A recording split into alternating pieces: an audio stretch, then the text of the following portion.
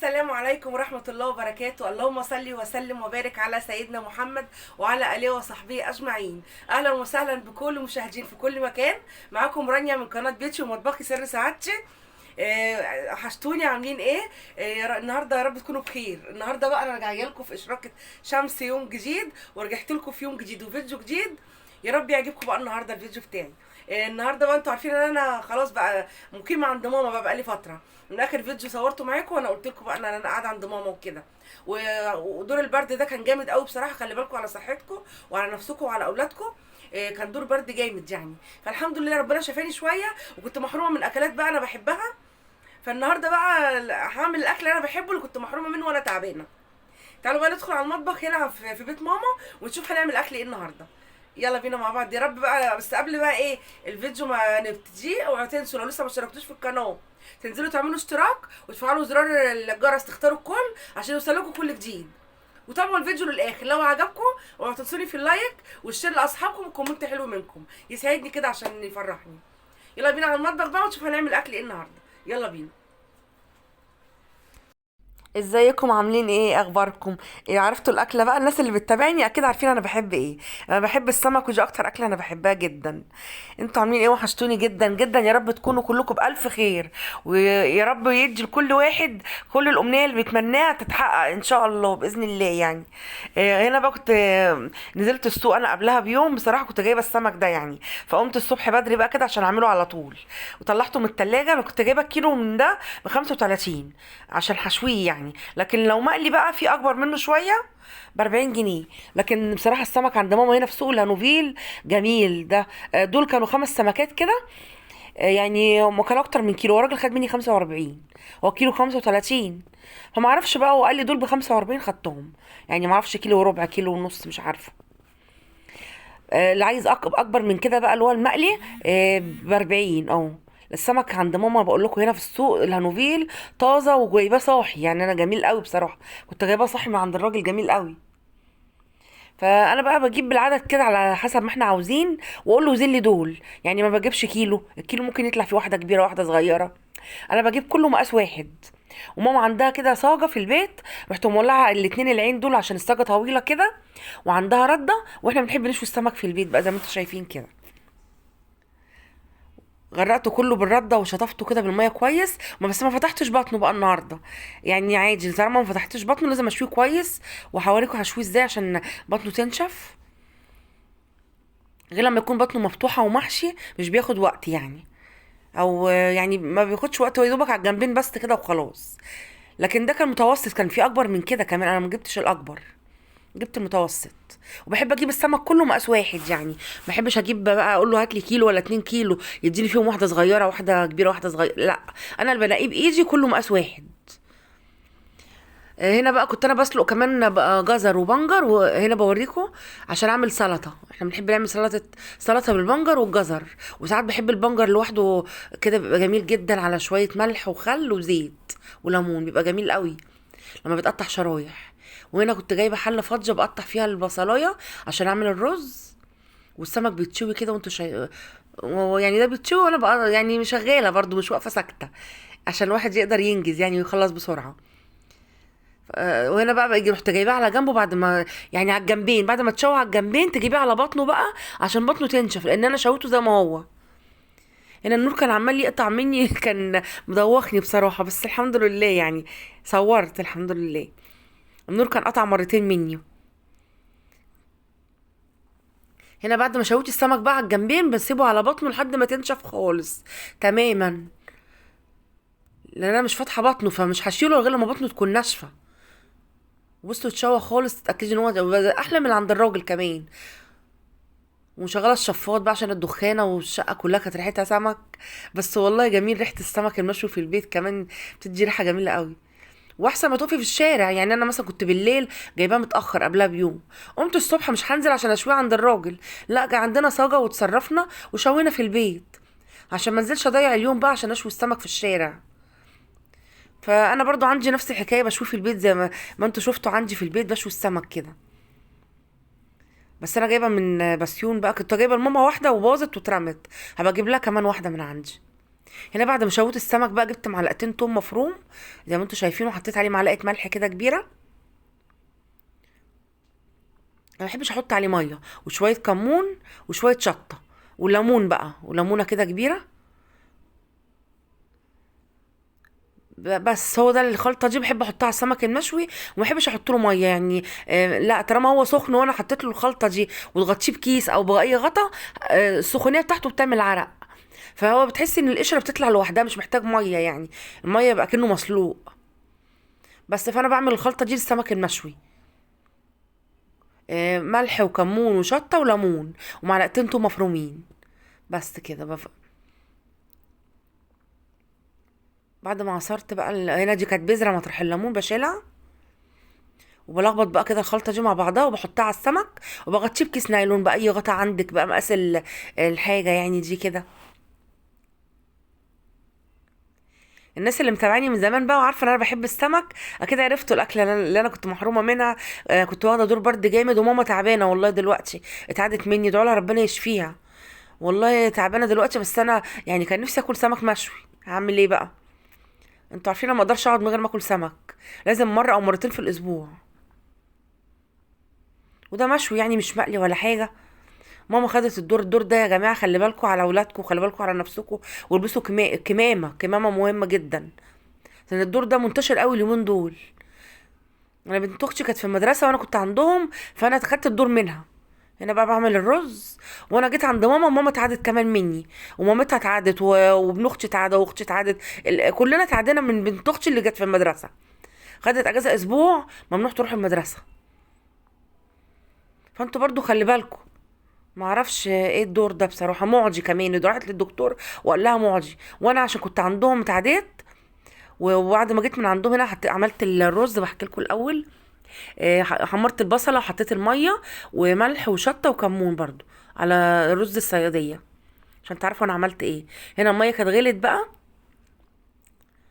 وحطيت الرز.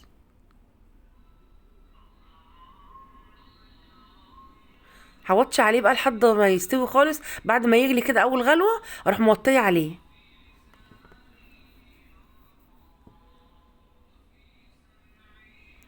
لحد ما يستوي. هنا بقى جيت اقطع السلطه، ما كانش عندنا كابوتشو. كنت جايبه خيار، اسمه ايه، خس. بحب برضو سلطه الخس او الخيار، عشان ما كانش عندنا كابوتشو.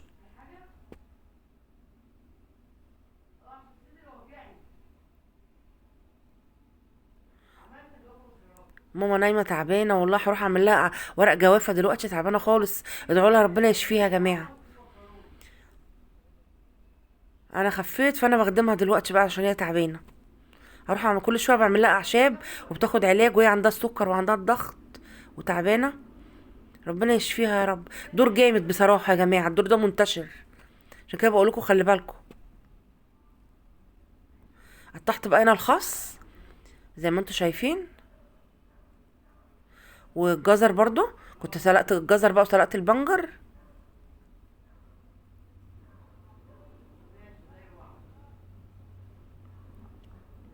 وانا والله لسه ما خفتش قوي يعني، حتى ما قدرتش اعمل لكم البث بتاع يوم الخميس اللي فات، كنت لسه تعبانه برضو. بس ان شاء الله اعمل لكم الاسبوع الجاي باذن الله. وانا قطعت برضو البنجر، حطيته فوق الجزر. احنا بنحب السلطه دي، وساعات بحب البنجر لوحده. وقطعت بصلايه برضو كده على السلطه. وهنا بقى ايه، كنت خلصت الاكل عايزين بقى نحلي. خلصت الاكل وكلنا وهنحلي بقى تاني بعد ما كلنا السمك وغسلنا المواعين ونضفت البوتاجاز. فطبعا رقنا نشف، واحنا مش عايزين ناكل، عايزين ناكل حاجه حلوه بقى دلوقتي. هنعمل ايه؟ هنعمل لكم كيكه. اول حاجه انا عملتها هنا، جبت صينيه كده وعملتها كده معلقه سمنه سايحه زي ما انتم شايفين.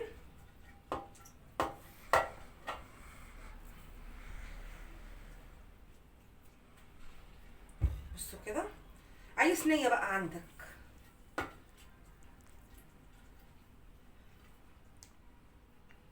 كده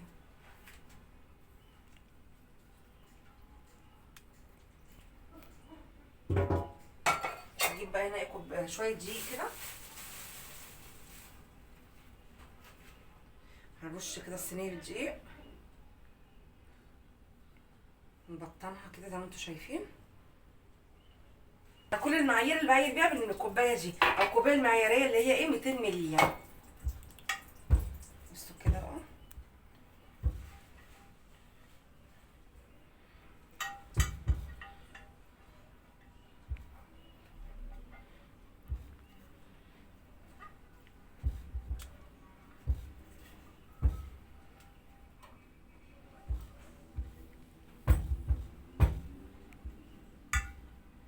لازم تبطني الصينيه، اي صينيه، حتى ايه بايركس كده. بصوا الصينيه بقى جاهزه. هنا بقى انا جبت ايه، جبت بيضتين درجه حراره المطبخ كده، وجبت كوبايتين دقيق، كوبايات دي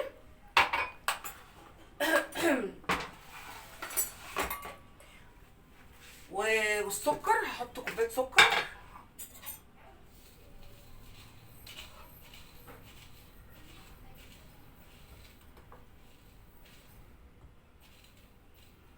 كوبايه سكر كده زي ما انتم شايفين،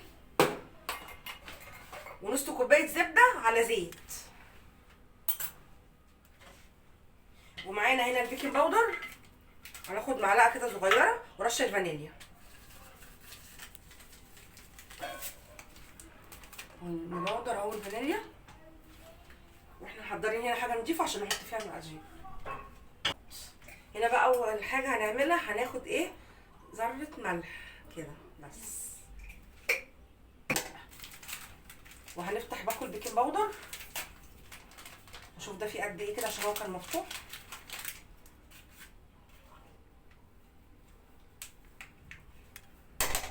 هناخد كمان نص معلقه كده ولا حاجه، هنضطر نفتح تاني ومعلقتين صغيرين يعني بيكنج باودر كده، يعني نص الباكو، نص الباكو ده بس، عشان الباكو ده كان مقفول وده كان مفتوح، فانا خدت بقى من ده ومن ده نص باكو. الباكو ده ناخده نصه. ودي الفانيليا، فانيليا سايله او فانيليا اللي هي البودر الخام. هنجيب بقى الخلاط، نحط هنا كوبايه السكر زي ما انتم شايفين كده ممكن نزود ربع كوبايه دي.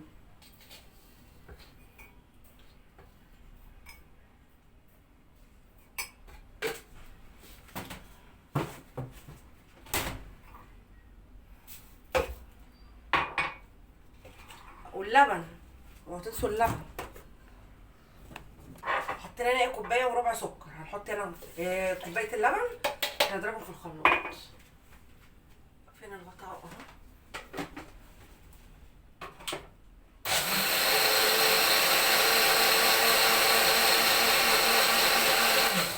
كنا بقى محضرين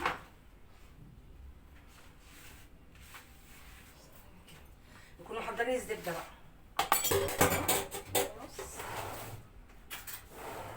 المعلقه نضيفها، بس يا ريت تكون طريه شويه عن كده. نص كوبايه كده، وهنحط عليها شويه برضو زيت. نص كوبايه زبده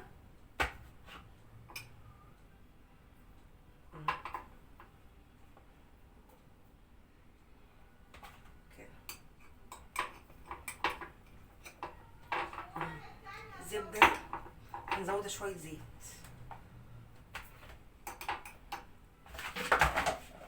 زيت ذره، يا ريت ايه شويه زيت ذره كده.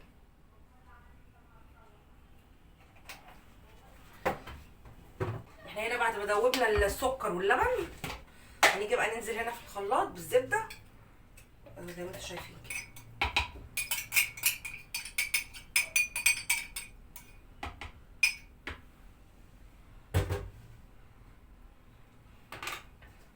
هنضرب برضو كده ضربه، كله في الخلاط. بصوا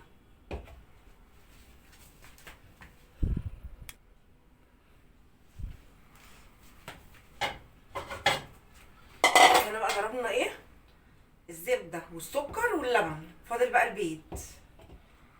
تعالوا بقى ننزل بالبيض هنا في الخلاط برضو.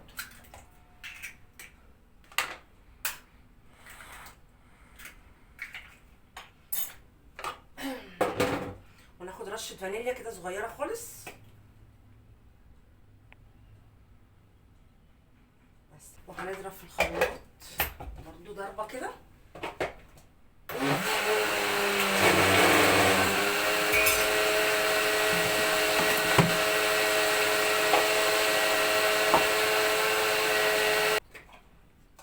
شوف كده حلو. بصوا بقى مقادير.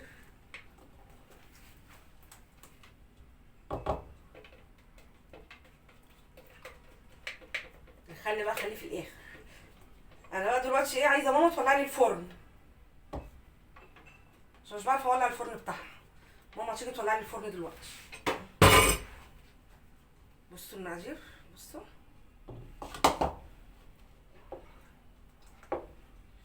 هننزل بقى كده ايه واحده واحده ونقلب.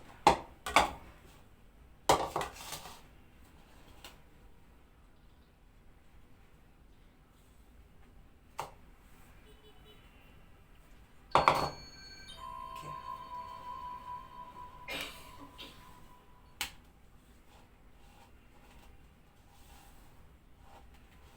اسهل كيكه بقى. ممكن تبدلي بقى اللبن بالزبادي عادي يعني. نقول بقى المقادير عملنا ايه في الخلاط. حطينا كوبايه او كوبايه ونص كده سكر. انا حطيت كوبايه وربع، يعني المفروض كوبايه ونص، انا حطيت كوبايه وربع سكر. وكوبايه لبن كبيره او كوبايه زبادي كبيره، دوبتهم مع بعض الاول في الخلاط. وبعدين رحت حاطه نص كوبايه زبده على زيت. لازم الزيت برضه عشان يطريها شويه كده. زبده على زيت. وبعد كده رحت حاطه البيضتين والفانيليا بس. ولا دي احط عليه البيكنج باودر وذره الملح بس كده. وهنحط بقى الخل في الاخر بعد ما نخلص المقادير. هنحط معلقه خل كده كبيره، معلقه خل من دي.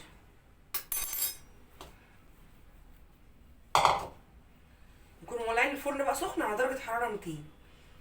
يعدي كده 20 دقيقه نروحوا موطشين الفرن على 180. متظبطش انا كده دي المبططه. وتقلبي بقى كده كويس قوي. نروحوا جايين بقى هنا ايه، واخدين معلقه خل. خل اهو، خل ولا مش خل ده؟ خل اهو. نحط معلقه كده كبيره بس. دي محسن يعني. كوبايتين دقيق كمان ما خدتهمش كلهم، ممكن كوبايه ونص دقيق بس اتبقى منه. انا بوريكم يعني كوبايتين اتبقى منه.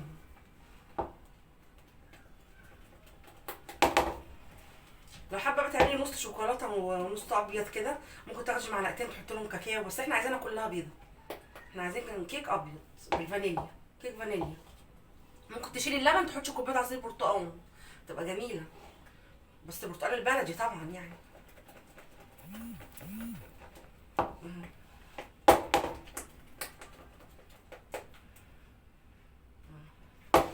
جايين بقى هنا كده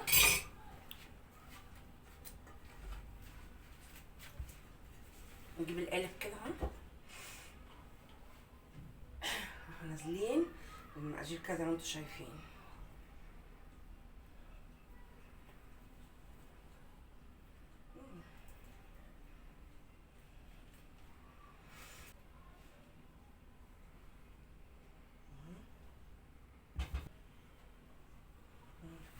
ايه رايكم؟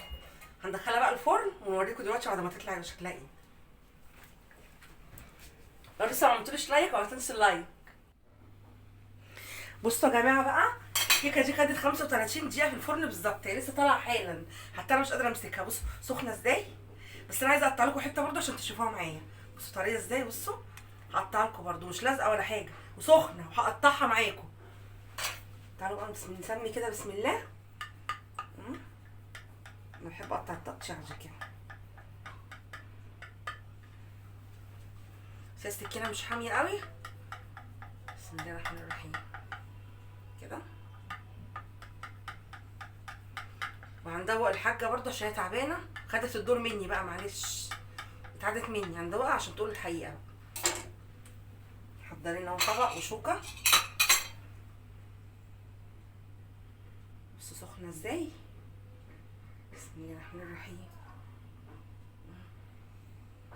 اهي مش لازقه ولا حاجه. استنى اهي طلعت اهي. بصوا طالعه ازاي. بصوا الجمال، بصوا الحلاوه طريه. وبصوا من جوه فاتحه ازاي. عشان سخنه يعني المفروض تسيبوها تبرد حتى الدخانه. انا مش قادره امسك الصينيه، بس هي بصوا بصوا وفاتحه، بصوا ازاي وجميله. ايه رايك؟ باينه كده، شايفينها؟ الله الله على الريحه بجد، مش قادره اقول لكم. جميله. ندوق ماما بقى، قولي رايك يا ماما. خدي قولي رايك. خدي دي، قولي قولي لا دي مية مية. بجد. بس هي سخنه.